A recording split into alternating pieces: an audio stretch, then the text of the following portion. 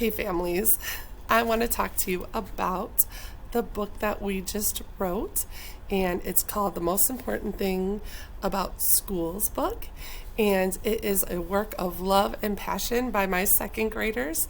They have worked so hard on this book, and it was so overwhelming in the beginning of the year about how were we going to get to the point where we were going to write a whole entire book, and not just any book. Like, these books are 10 pages long. So they're like a really huge deal in this class. So they wrote the book, they edited the book with their peers, and then we went around and read it to different teachers and staff in the building. So we celebrated our book by showing it off to other kids, and they were so excited to do that.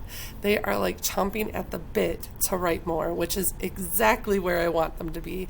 I'm very happy about that. So when you get this book, please make a big deal about it. Let them read it to people over Thanksgiving break. Let them read it to grandma, grandpa, to auntie, to cousins, little baby brother and sister. It doesn't matter. Read it to everybody over and over again, because they're really proud of it, and I'm really proud of it. And there's Vanessa or Lisa, could we get room 111 unlocked, please? Room 111 unlocked. Okay, so sorry about that.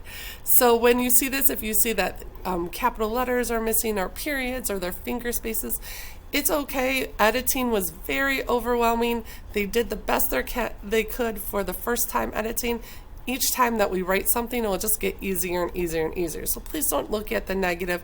Look at the positive. Look at, like, I didn't know that you could write a whole book, but wow, you wrote a whole book. Have that kind of attitude, because that's what they deserve. Like, we didn't know we could write a whole entire book, and now we just did. And now we want to write other books because this was so exciting, and we're so proud of this. I'm going to post some pictures of my friends reading to other teachers and classes around the school, which they're like dying to do again. But some of my teacher friends didn't snap a picture, or they didn't think to. So if you don't see your child in a picture, it's probably I just sent them to a classroom and the teacher didn't take a picture. It doesn't mean they didn't read it. Some of my friends opted not. It was very few of them too. Very few of them didn't want to read it because they didn't feel comfortable with their reading skills, and I didn't want to embarrass anybody.